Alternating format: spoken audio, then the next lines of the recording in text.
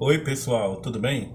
Essa é a aula 2 do minicurso desse fim de semana, intitulado De Votan à OTAN. Vai começar a Terceira Guerra Mundial, tá? Bom, na aula um a gente conversou um pouco sobre a banalidade do mal na acepção de Hannah Arendt, né, nas origens do totalitarismo. É justamente isso que a gente precisa evitar. Né?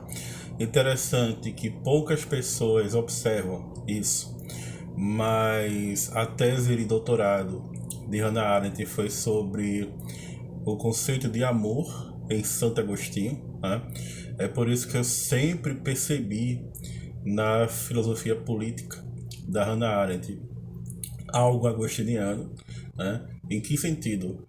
Para Santo Agostinho, é interessante que em uma das conferências de Tavistock, né, Jung vai dizer que tirou o conceito de arquétipo do próprio Santo Agostinho. Né? Depois ele muda um pouco, fala que se inspirou muito em Filo Judeu, né, Filão de Alexandria, né? Na verdade, há várias tradições diferentes, cristãs, judaicas, né? Gregas, né? Que vão tratar sobre arquétipos, né? Mas é interessante que tem um momento que ele chega a falar isso, né? Que ele se inspirou também em Santo Agostinho. Mas para Agostinho, existe, né? A questão do problema do mal, né? Existe o mal físico, que é a doença, que é o adoecimento, né? A gente que é psicólogo, psicoterapeuta, profissional da saúde, a gente trabalha com esse tipo de mal, que é o mal físico, que é o adoecimento. Existe o mal moral, que é o mal que vai ser estudado pela teologia, né, que é o pecado, é o mal moral. E o mal ontológico, o mal metafísico, para Santo Agostinho, não existiria porque isso seria dar muita força ao diabo, né? Achar que o diabo, né, em termos psicológicos, né? Achar que a sombra sustenta todo o nosso cosmos, né? Psíquico, né? E que não há nenhuma luminosidade, né, nele, seria dar demais força ao diabo. Né? Então, assim, a gente não banalizar, né? A gente não subestimar a agência do mal, né? O mal enquanto um ser agente. E Jung também escreveu muito sobre o problema do mal, sobre a inflação do ego, né? O problema do mal no mundo contemporâneo. Né? E o que a gente assiste hoje, conforme eu falei para você no anúncio desse minicurso, que esse minicurso vai ser todo uma tentativa de trocar o pneu do carro com o carro em movimento. Né? O que a gente assiste hoje é uma tentativa de eh, integração forçada, né, desse aspecto sombrio da civilização que se impõe e se impõe violentamente. Tá? Nesse exato momento que eu estou conversando com vocês, a população civil da Ucrânia está reunida e está lutando contra as tropas russas. Né? Você veja que a guerra envolve a sociedade civil. Né? É uma grande falácia dizer que a guerra é travada apenas entre os militares. É uma grande falácia. Nesse exato momento, civis, pessoas como eu, pessoas como você, pessoas que são professores, pessoas que são psicólogos, pessoas que são operários, né, da Ucrânia, pais de família, crianças, adolescentes, mulheres, né, estão tendo que lutar para poder sobreviver contra militares treinados, muito bem treinados, e que não vão pensar duas vezes antes de executar, antes de matar dezenas, centenas, talvez milhares de pessoas. Né? São os civis com bombas de coquetel Molotov numa mão contra blindados russos. Tá? Então, assim, parece que o aspecto sombrio da civilização, o aspecto sombrio da humanidade, se impõe, vence, ao aspecto luminoso, mas o que a gente precisa fazer psicologicamente é integrar, né? Integrar esse aspecto sombrio, né? Interessante que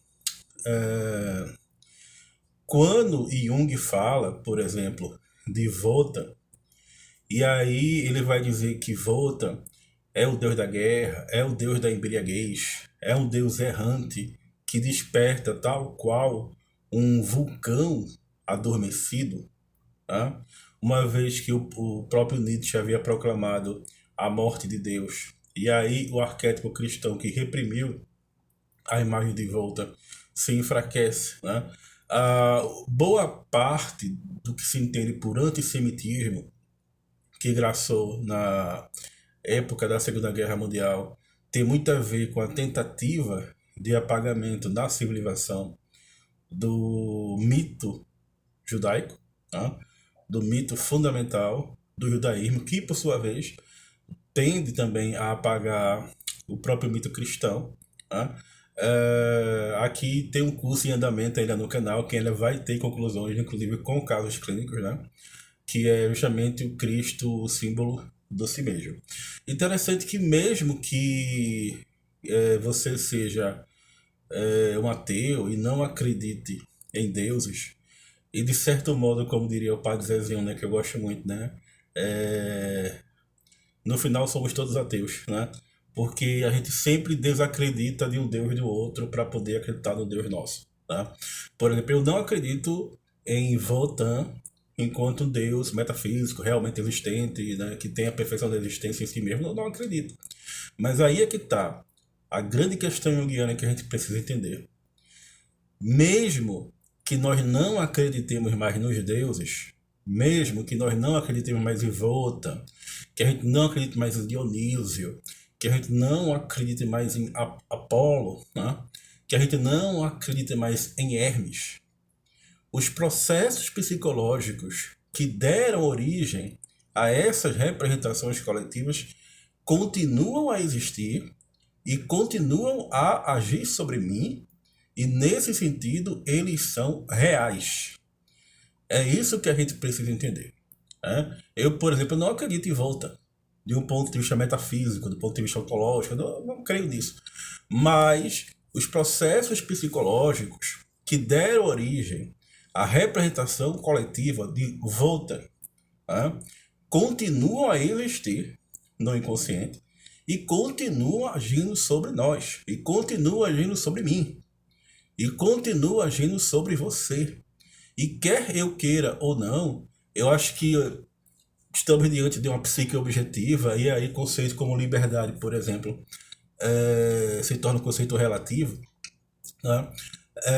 Existe uma força que se impõe, tá certo? O que a gente pode fazer é conscientizar essa força psicológica. É por isso que o arquétipo, por ser uma forma sem conteúdo, e pelo fato do nosso comportamento humano, comportamento social, comportamento político, comportamento cultural ser regulado por esses padrões coletivos, por esses padrões arquetípicos, que eles exercem um grande poder sobre nós, e as imagens arquetípicas, quando são produzidas pela fantasia livre e espontânea do inconsciente, né? A liberdade é do inconsciente, ao ego se deve o controle, né? O ego ele tem uma tendência ao controle, e ao controle do que? Dessas fantasias do inconsciente. Essas fantasias do inconsciente, essas imagens que surgem espontaneamente do inconsciente, nos causam um certo grau de fascínio, um certo grau de fascinação, e nesse sentido elas podem nos subjugar, tá? Elas podem nos escravizar sob certo sentido. Ou seja, volta lá no anúncio desse mini curso a questão da dialética do senhor e do escravo, né? Que não é uma dialética junguiana. Por quê? Porque o Jung vai propor exatamente o contrário, vai propor a união dos opostos, o diálogo entre a consciência e o inconsciente, como ele vai falar na anatomia da psique. Ambos, cada um desses polos tem direito a existir, e têm direitos a apresentarem seu ponto de vista, né? Sendo a dialética do senhor do escravo uma perspectiva do Hegel, né? Foi por isso que eu anunciei, quando eu falei no anúncio do minicurso, eu coloquei a questão política do Hegel, é, do Estado totalitário. Não é à toa que a filosofia hegeliana, por exemplo, foi utilizada como base do imperialismo e do colonialismo também, né? E é aí que eu gostaria de chegar, né? Como nós estamos trocando o pneu com o carro andando, eu ainda estou procurando o caminho que eu vou fazer para chegar lá, né? Essa questão do império, da vontade de poder, da psique objetiva, da psique coletiva, e como cada sociedade, cada civilização particular procura, de algum modo, reviver esse mitologema. E é esse mitologema, por exemplo, que eu identifico como sendo um fundamento psicológico da ação da Rússia no momento, da ação da OTAN no momento, né? Ou seja, cabe à OTAN observar, principalmente, claro que a OTAN está armando, né, a Ucrânia, cabe à OTAN observar, mas ao mesmo tempo tudo indica que deve haver um sacrifício, ou seja, um símbolo da transformação que vai, por meio dessa dança das rebuxas que o Jung fala, redimensionar o mapa europeu, né, a geopolítica europeia. Para vocês entenderem a fúria voltânica da Rússia, né, vocês imaginem o seguinte: qual seria o comportamento da OTAN, qual seria o comportamento dos Estados Unidos se a Rússia fizesse um acordo com o México, por exemplo, que faz fronteira com os Estados Unidos, e colocasse mísseis na fronteira do México com os Estados Unidos. Parem para pensar, qual seria a reação da OTAN e dos Estados Unidos? Seria um dos incidentes diplomáticos mais graves da história, muito semelhante à crise dos mísseis em Cuba, né, em que quase houve de fato também uma guerra nuclear. Tá? Então, na Ucrânia, o processo da aliança do Atlântico Norte utilizar-se da Ucrânia, colocar armas na Ucrânia, mirando para os russos, evidentemente, né? Como nós vivemos numa neurose civilizacional, como nós vivemos numa desunião, né, com si mesmo, né, como nós vivemos, infelizmente,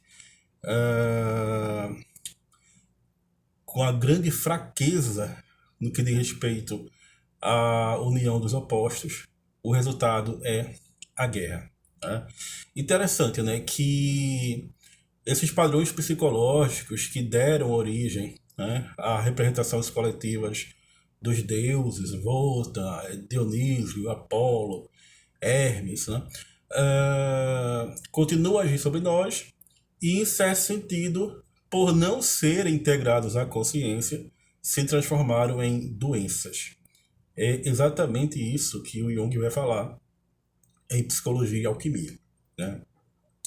Eu lembro que há quase 20 anos, né, em 2005, né, há 16, 17 anos atrás, eu li um artigo de um alemão chamado Wolfgang Schultzer, né, que ele é um weberiano, um dos caras que mais entende sobre Weber, e ele falou, né, que ele escreveu, né, que a nossa vida é regida por valores e os nossos valores são os deuses a quais nós devemos servir, né? E que o conflito de valores, ou seja, a guerra entre os deuses, nos força à liberdade, nos força a escolher. Tá? E que os deuses esquecidos se transformaram em valores para orientar a nossa vida. Então, é também um confronto de valores. A sociedade é um confronto de valores, é um confronto simbólico, porque os valores fazem parte da perspectiva do simbólico. Né? Se sociologicamente os deuses tornaram-se valores, psicologicamente e clinicamente os deuses tornaram-se doenças, quando não são integrados à consciência individual e à consciência coletiva. Não é à toa que a gente passou, né, ao longo do século XX por guerras mundiais e estamos vivendo, né, no século XXI, mais uma vez, com a emergência de determinados padrões arquetípicos que estavam adormecidos, mas que estão no inconsciente e que, tal qual um vulcão extinto, entra em erupção e deixa todos nós aterrorizados. É isso, pessoal. Muito obrigado.